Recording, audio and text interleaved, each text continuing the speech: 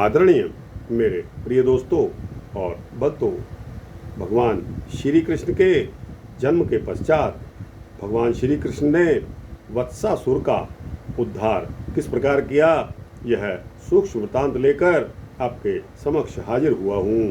दोस्तों, उम्मीद करता हूँ कि यह 6-7 मिनट का होने वाला वृत्तांत है। बहुत ही सुंदर वृत्तांत है। भगवान कृष्ण की लीलाओं का अंत नहीं है। उसी लीला के अंतर्गत यह भी एक लीला है, वत्सासुर का उद्धार। तो दोस्तों, बिना समय गवाए उम्मीद करता हूँ कि आप बने रहेंगे इस वृत्तांत के अंत तक मेरे साथ। और दोस्तों, यह वृत्तांत शुरू करने की इजाज़त दीजिए। तो आइए इस वृत्तांत को शुरू करते हैं। दोस्तों और भक्तों, जब नंद बाबा गोकुल में असुरों के बढ़ते हुए उत्पात को देखकर समस्त अपने गोप गोपियों को साथ लेकर ग्वाल बालों के साथ वृंदावन में आ गए।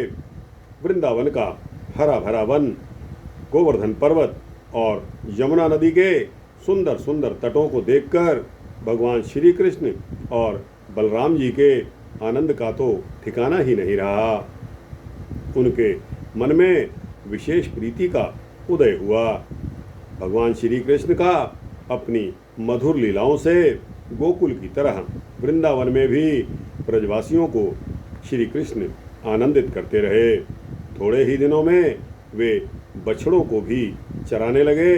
वे ग्वाल बालों के साथ गौशाला के आसपास बछड़ों को चराते तथा नाना प्रकार के खेल और लीलाएं करते थे। कहीं वे बांसुरी की मधुर तान छेड़ देते तो कहीं बंदर, कोयल आदि बनकर उनके स्वर की नकल किया करते थे। इस प्रकार वृंदावन देवताओं के नंदनवन से भी अधिक मनोरम बन गया। श्री कृष्ण बलराम की मनोहर लीलाओं से वृंदावन का कण कण धन्य हो उठा। ग्वाल बालों के सौभाग्य का तो कहना ही क्या। उन्हें तो भगवान श्री कृष्ण ने अपने सखा बनने का एक दुर्लभ सौभाग्य दिया था। भगवान श्री कृष्ण की वंशी की मधुर टेर पर वन के पशु पक्षी उनके नज़दीक आ जाते तथा बछड़े उनका पैर चाटते थे। एक दिन श्याम और बलराम यानी कि श्री कृष्ण और बलराम अपने प्रेमी ग्वाल बालों के साथ यमुना तट पर बछड़े चरा रहे थे। उसी समय उन्हें मारने के लिए एक महाबलशाली दैत्य आया। कंस ने उसे श्री कृष्ण को समाप्त करने का आदेश दिया था। उसने एक सुंदर बछड़े का रूप बनाया और बछड़ों के झुंड में जाकर घुस गया।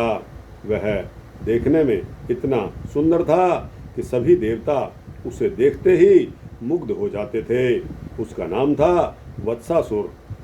जब भगवान श्री कृष्ण ने देखा कि वत्सासुर सुंदर बछड़े का रूप बनाकर बछड़ों के बीच घुस रहा है, तो वे बलराम जी को संकेत करते हुए समझाते हैं। धीरे धीरे उसके पास पहुंच गए।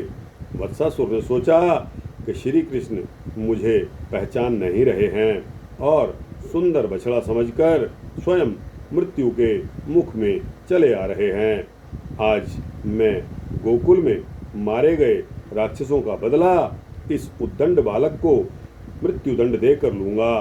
भगवान श्री कृष्ण पीछे से जैसे ही वत्सासुर के करीब पहुँचे, उसने अपने पिछले दोनों पैरों को उठाकर श्री कृष्ण पर प्राणघातक हमला कर दिया।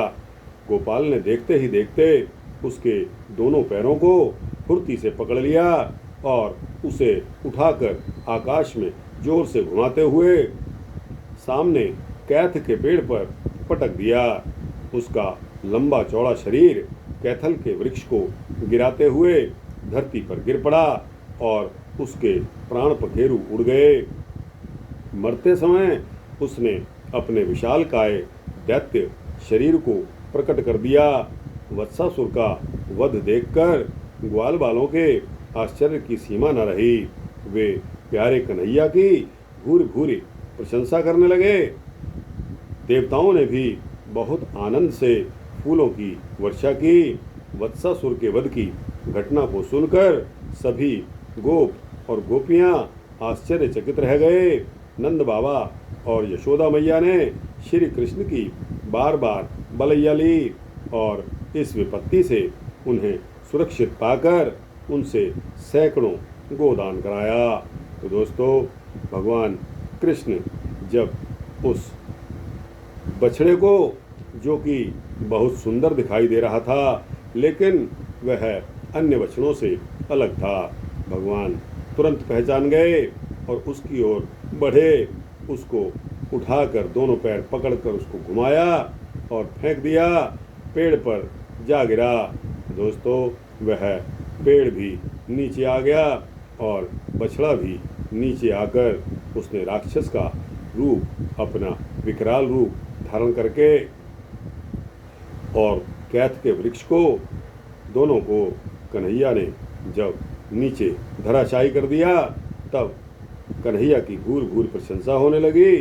सभी देवताओं ने आनंद से फूलों की वर्षा की। वत्सासुर के वध की घटना को सुनकर सभी गोप गोपियां आश्चर्यचकित रह गए। नंद बाबा और यशोदा मैया ने श्री कृष्ण को बार बार बलैया ली और इस विपत्ति से उन्हें सुरक्षित पाकर उनसे सैकड़ों गोदान कराया। तो दोस्तों, यह सूक्ष्म वृत्तांत वत्सासुर का उद्धार श्री कृष्ण ने किस प्रकार किया, यहाँ समाप्त होता है। आपको कैसा लगा? अच्छा लगा हो तो इसको लाइक और शेयर करते हुए अपने दोस्तों, भक्तों, मित्रों, जिज्ञासुओं तक पहुँचाना। दोस्तों, अपनी राय भी अवश्य दिया करो। आपकी राय मेरे लिए बहुमूल्य है। कमेंट सेक्शन खाली होता है तो मुझे भी मज़ा नहीं आता, मेरा दिल भी उदास हो जाता है। आपके कमेंट्स के इंतज़ार में। और दोस्तों, इस चैनल को सब्सक्राइब कर देंगे तो आपको इसी तरह के सूक्ष्म भक्ति वृत्तांत मिलते रहेंगे। जय श्री कृष्ण, जय श्री राधे कृष्णा।